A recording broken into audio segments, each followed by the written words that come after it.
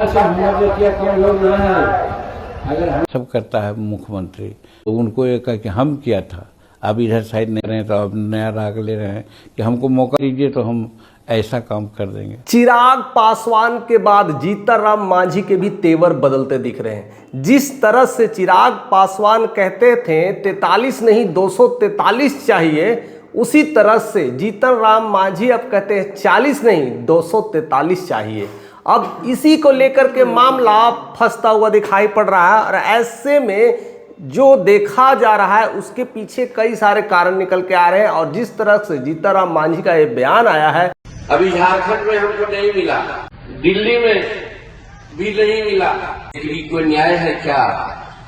हमारा कोई अस्तित्व नहीं है तब तो हमको नहीं दिया गया। उस बयान से पूरी एनडीए में तो खलबली मच चुकी है और उसका सबसे ज्यादा कारण अगर कोई है, सबसे बड़ा कोई एंगल रिप्रेजेंट करता है तो चिराग पासवान को करता है। इसका सबसे बड़ा कारण है सीट को लेकर के प्रेशर। चिराग पासवान अब बड़े नेता के रूप में उभर गए हैं, वह प्रेशर बना रहे हैं, अपने शक्ति प्रदर्शन करते हुए नजर आ रहे हैं। लेकिन जीतनराम मांझी, उन्हें लग रहा है कि मुझे कमजोर कर देगी चिराग पासवान की पार्टी, क्योंकि चिराग पासवान की पार्टी लगातार रैलियां कर रही है। बिहार को बंद और बिहारियों को भारत बनाने का काम करें। और जिस तरह से बीजेपी और जेडीयू ने सीट आपस में बांट लिए हैं, 203 सीट उन्होंने अपने खेमे में कह सकते हैं ले लिया है, ऐसे में बचे हुए 40 सीट पर कैसे होगा?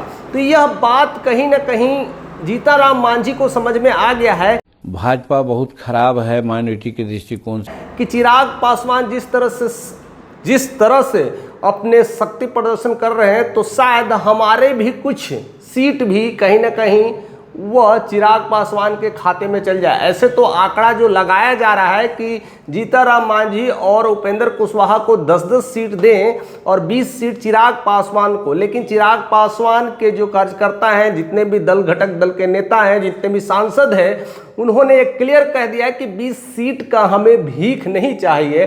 और ऐसे में कहीं ना कहीं ये मामला और भी तेज पकड़ता हुआ दिखाई पड़ रहा है और उसको लेकर चिराग पासवान ने शक्ति प्रदर्शन की भी बातें कर दी गई है। प्रदेश के पदाधिकारी साथियों का मौजूद आगामी कई सारे रैली बिहार में लेकर के भी करने वाले हैं और इसी को लेकर के जीतनराम मांझी की और भी बौखलाहट बढ़ती हुई नजर आ रही है। उन्हें लग रहा है कि अब हमारा तो कुछ होने वाला नहीं है, हमें 5-7 सीट देकर कहीं सुलटा दिया जाएगा। और ऐसे ही में कहीं ना कहीं जीतनराम मांझी का कहना है कि हमें कम से कम 40 सीट मिलेगा, तभी तो हम 20-22 सीट ले आ पाएंगे और तभी सरकार में हमारे मंत्री रहेंगे, तभी हम अपने जातियों के लिए, अपने उत्थान के लिए, अपने बिहार के लिए कुछ बातें कर पाएंगे, उनको रख पाएंगे। और वह नहीं रख पाएंगे तो फिर कैसे विकास होगा? किस तरह से अपने मुसहर को लेकर के, जिस तरह से उन्होंने एक युद्ध छेड़ा है, एक तरह से दलित को लेकर युद्ध छोड़ा है, और ऐसे में उनका अभी यह बयान काफ़ी कुछ ट्रेंड कर रहा है कि 40 नहीं 243, और उधर चिराग पासवान का बयान ट्रेंड कर रहा है 43 नहीं 243। ऐसे में यह लड़ाई आपसी गठबंधन में बड़ा तेज होता हुआ दिखाई पड़ रहा है, क्योंकि सीट 40 और लेने वाले बहुत हैं। और ऐसे में यह 3 तिगड़म का जो सरकार है, कहीं ना कहीं उलटफेर हो सकती है और ऐसे बयानबाजी दिखाई दे रहे हैं।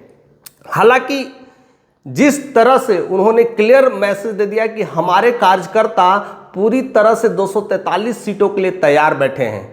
अब यही बातें चिराग पासवान करते थे, यही बातें अब जीतनराम मांझी बातें कर रहे हैं।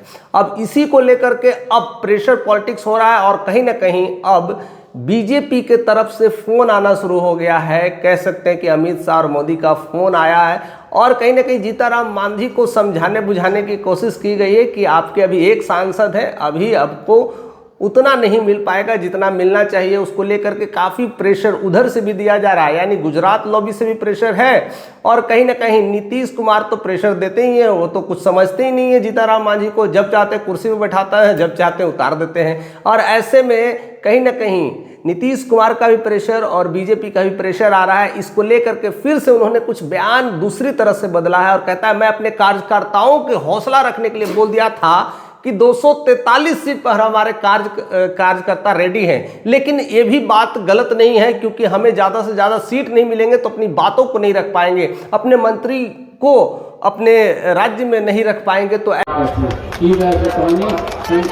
ऐसे में हमारा विकास असंभव है। और इसी को लेकर के वह ज़्यादा से ज़्यादा सीट मांगने के फिराक में ये सब बातें करते हुए नजर आ रहे हैं। मांझी के बयान से तो एनडीए में हड़कंप है, दूसरी तरफ चिराग से नाराजगी को भी जाहिर कर चुके हैं, क्योंकि जिस तरह से चिराग जिस तरह के तेवर बदल रहे हैं, यह जीताराम मांझी पर भारी पड़ता हुआ दिखाई पड़ रहा है। इसीलिए जीताराम मांझी की जो नाराजगी है वो कहीं ना कहीं चिराग पासवान से ही है, क्योंकि उन्हें पता है कि चिराग पासवान की वजह से उन्हें सीट की कटौती करनी पड़ेगी, और ऐसे में पॉलिटिकल प्रेशर दिया जा रहा है। खास करके नीतीश कुमार भी पॉलिटिकल प्रेशर लगा रहे हैं, उधर बीजेपी की तरफ से पॉलिटिकल प्रेशर है, क्योंकि उन्होंने सिंपली कहा है क्योंकि आप एक सीट लाएं, आपको केंद्र में एक अच्छा खासा मंत्रालय मिल चुका है, और क्या चाहिए। अब ऐसे में बिहार की पॉलिटिक्स को समझने की कोशिश कर रही है। सबका साथ सबका विकास तभी हो पाएगा जब तक कोई ना कोई को झुकना पड़ेगा, और कोई झुकने को तैयार नहीं है। ऐसे में क्या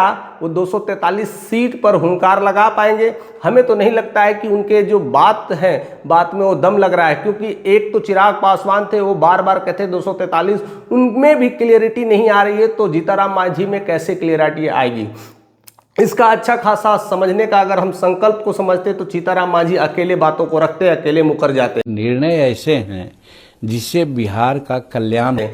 लेकिन चिराग पासवान में चिराग पासवान ही केवल नहीं रखते हैं, अरुण भारती रखते हैं, जो कि एक अच्छे खासे सांसद हैं।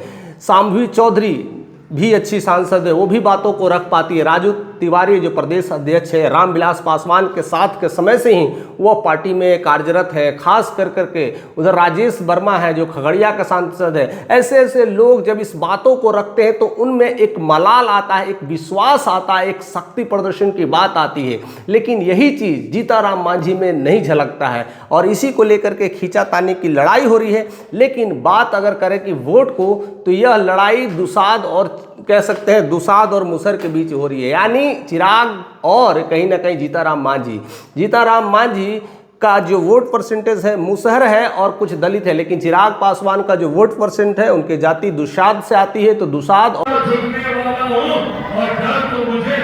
दलित का आता है। तो ऐसे में जो वोट प्रतिशत है मुसहर का 3% है, और दुसाद का अगर कह सकते हैं और पासवानों का 6% है। तो वोट परसेंटेज के हिसाब से देखा जाए तो भी 50-50 मामला पड़ रहा है। अब दूसरा दलित का मामला है कि दलित कौन किसके साथ में ज़्यादा और लेके जाएंगे, ऐसे में वोट परसेंटेज का भी मामला गड़बड़ा सकता है। लेकिन बीजेपी अपनी दाव चलने वाली है, वो तो झुकने वाली है नहीं, क्योंकि अभी अभी जो पॉजिटिव रिजल्ट आया है उपराष्ट्रपति के लेकर के, वाइस प्रेसिडेंट का जो इलेक्शंस हुआ है उसको लेकर के बीजेपी के खेमे में अलग ही खुशी है, और कहीं ना कहीं मोदी साथ की जोड़ी अभी रंग ला रही है, अपने नीतियों में कामयाब होती हुई दिखाई पड़ रही है। ऐसे में बिहार में कहीं ना कहीं जीताराम मांझी को नीचे सलटा के रख देंगे। लेकिन क्या होता है चिराग पासवान के साथ, ये तो वह रहते ही पता चल पाएगा। और ऐसे ही आप रहिए, अपना कमेंट देते रहिए, प्यार करते रहिए, हम ऐसे ही आपके साथ बने रहेंगे।